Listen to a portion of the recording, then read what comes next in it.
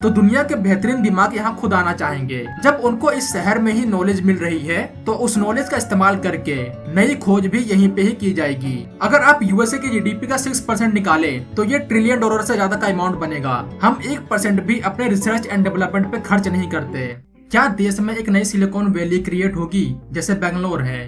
ये मैं नहीं कह रहा, इस नई सिलिकॉन वैली का प्रपोजल रखा है देश के कॉमर्स मिनिस्टर पीयूष गोयल जी ने। क्या ये पॉसिबल हो सकता है?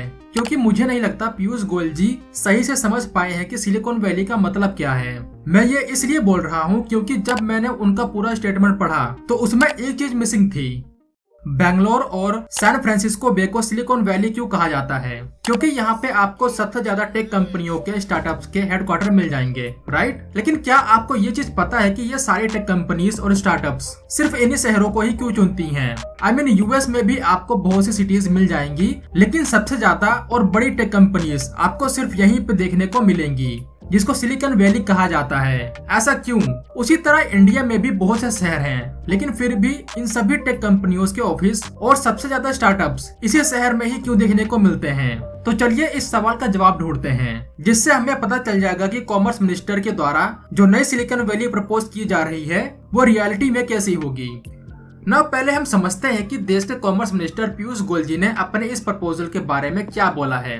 पीयूष गोयल जी ने एक 500 एकड़ में ऐसे नए टाउनशिप का प्रपोजल रखा है जो सिर्फ डेडिकेटेड होगा स्टार्टअप्स के लिए। जिस तरह से यूएसए में सैन फ्रांसिस्को बे एरिया है और इंडिया में बेंगलोर, ठीक उसी तरह से एक नया सिलिकॉन वैली क्रिएट करने की प्लानिंग है जो इनोवेटिव आइडियाज पे आगे बढ़ेगा और इस नए टाउनशिप को national industrial corridor development corporation develop करेगी। आइडिया तो बहुत अच्छा है, एक ऐसा शहर जो सिर्फ स्टार्टअप्स के लिए डेडिकेटेड हो, सुनने में काफी अच्छा लगता है। लेकिन यहाँ सवाल सबसे बड़ा यही है कि आखिर यहाँ पे स्टार्टअप्स क्यों आना चाहेंगी? अभी फिलहाल हमें ये तो नहीं पता कि ये नया टाउन कहाँ पे बिल्ड होगा, लेकिन इतना तो पता है कि ये नया स्टार्टअप हब बेंगलोर के पास तो नहीं बिल्ड होने वाला, क्योंकि हमारे पास ऑलरेडी बेंगलोर है, हैदराबाद है, पुणे है, दिल्ली एनसीआर का रीजन है, जहाँ पे ऑलरेडी बहुत से स्टार्टअप्स मौजूद हैं और खास करके बेंगलोर जहाँ पे देश के सबसे ज्यादा यूनिकॉर्न स्टार्टअप मौजूद हैं। तो जो नए स्टार्टअप्स क्रिएट होंगे वो इस नए टाउनशिप में क्यों अपने स्टार्टअप्स को सेटअप करना चाहेंगे? क्या सिर्फ एक शहर बना देने से उस शहर को क्रिएट करने का पर्पस पूरा हो जाएगा? जो भी पीयूष गोयल जी के द्वारा कहा गया उसमें उनका सबसे ज्यादा फोकस था स्टार्टअप्स पे, इनोवेशन पे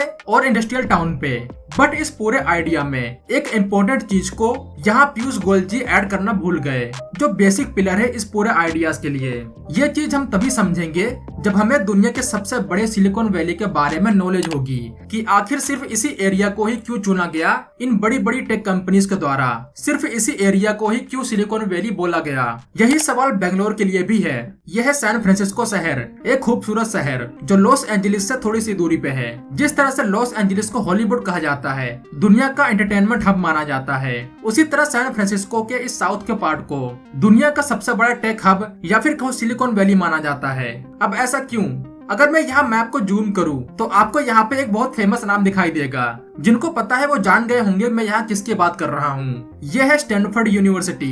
अगर आप सर्च करोगे दुनिया के टॉप 5 बेस्ट यूनिवर्सिटीज के बारे में तो उसमें एक नाम स्टैनफोर्ड यूनिवर्सिटी जरूर मिलेगा। अब आपको समझ में आ गया होगा कि जो बेसिक पिलर है सिलिकॉन वैली की जिसकी मैं बात कर रहा हूँ वो क्या है। वो है ये यूनिवर्सिटी और यहाँ का पूरा इकोसिस्टम, जिसको ज्ञान का, इनोवेशन का सेंटर भी बोला जा सकता है। गूगल, मेरे ख्याल से मुझे बताने की जरूरत नहीं है कि ये कंपनी क्या है और इसका इम्पैक्ट कितना बड़ा है हमारे लाइफ में। इसके फाउंडर लैरी पेज और सर्गेई ब्रिन दोनों ही स्टैनफोर्ड यूनिवर्सिटी के स्टूडेंट थे। आज इस कंपनी की मार्केट कैप $2 ट्रिलियन से ज्यादा की हो चुकी है। उसके बाद एचपी का नाम जरूर सुना होगा जो लैपटॉप बनाती है, उसके फाउंडर भी स्टैनफोर्ड से ही पढ़े थे। उसके बाद एनवीडिया, जिसको दुनिया का one of the biggest graphic processor बनाने वाली कंपनी बोला जाता है, उसके फाउंडर भी स्टैनफोर्ड से ही थे।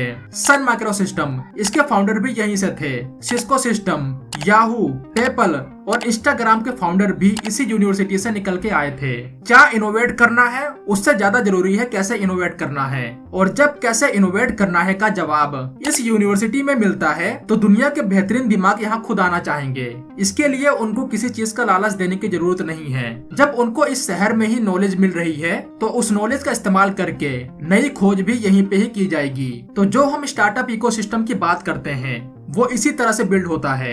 आज के टाइम 39,000 से ज्यादा कंपनियां यहाँ मौजूद हैं, जिनके फाउंडर्स का नाता कहीं न कहीं स्टैनफोर्ड यूनिवर्सिटी से है। ये होती है एजुकेशन की पावर। ठीक उसी तरह बेंगलोर की भी स्टोरी है। जब 80s और 90s में यूएस की टेक कंपनीज इंडिया आ रही थी, क्योंकि यूएस में एवरेज वेज बढ़ रहा था, तो उनको सिर्फ बेंगलोर ही वो शहर दिखा जहाँ पे आसानी से टैलेंटेड इंजीनियर्स मिल सकते थे। ये वो शहर था जहाँ पे पहले से ही इसरो, हिंदुस्तान एरोनॉटिक लिमिटेड जैसे PSU मौजूद थी। इसके पीछे सबसे बड़ी वजह थी इंडियन इंस्टीट्यूट ऑफ साइंस, जहाँ से देश के ब्रिलियंट माइंड ग्रेजुएट होके निकलते हैं। बेंगलोर इकलौता शहर था उस टाइम जहाँ पे देश में सबसे ज्यादा इंजीनियर्स मौजूद थे।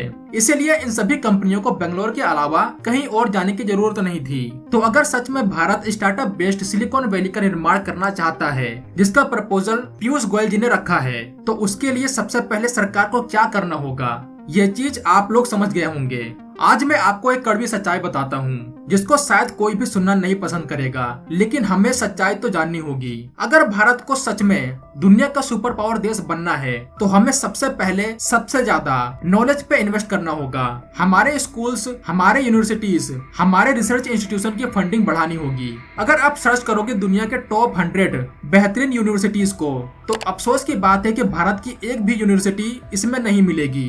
IIT बॉम्बे, जिसको सबसे बेस्ट कंसिडर किया गया है इंडिया में, इसकी रैंक 149 है।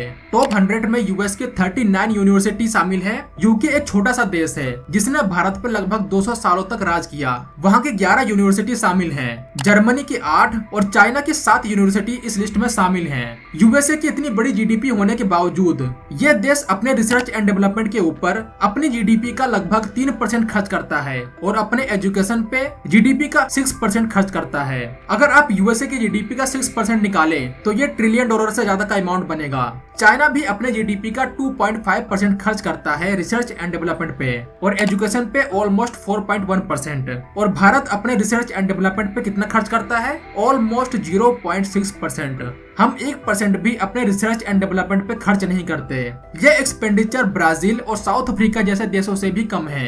ये डेटा है एजुकेशन एक्सपेंडिचर का 2013-14 से लेकर अब तक। इसमें लगातार गिरावट आई है। क्या एजुकेशन सच में हमारी प्रायोरिटी नहीं है? न हमारे स्कूल अच्छे हैं, न कॉलेजेस, और हम सपने देख रहे हैं एक नई सिलिकॉन वैली बिल्ड करने की, सुपर पावर देश बनने की। कैसे पॉसिबल हो पाएगा? मैं यहाँ किसी पार्टी के साथ नहीं हूँ। अगर आप मेरी वीडियो देखते होंगे तो आपको पता होगा कि मैं सिर्फ फैक्ट्स पे बात करता हूँ। मैंने पिछली सरकार की भी तारीफ की है, उनके अच्छे काम को बताया है, और इस सरकार की भी तारीफ की है और अच्छे काम को बताया है। आप किसी भी पार्टी को सपोर्ट करते हो, इससे फर्क नहीं पड़ता। एजुकेशन के ऊपर सरकार ध्यान क्यों नहीं दे रही, इसके ऊपर सवाल जरूर पूछा जाना चाहिए। अगर आप नहीं पूछोगे तो ये मत शिकायत करना कि गूगल, फेसबुक, एप्पल, माइक्रोसॉफ्ट जैसी कंपनियां इंडिया में क्यों नहीं क्रिएट होती। इस वीडियो को देखने के बाद आप लोगों को शायद पता चल गया होगा कि हमारे देश में ऐसी कंपनियां क्यों नहीं बनती। आप में से बहुत से लोग इजराइल को सपोर्ट करते होंगे, लेकिन क्या आपको पता है कि इजराइल अपने एजुकेशन पे, अपने रिसर्च एंड डेवलपमेंट पे कितना पैसा खर्च करता है?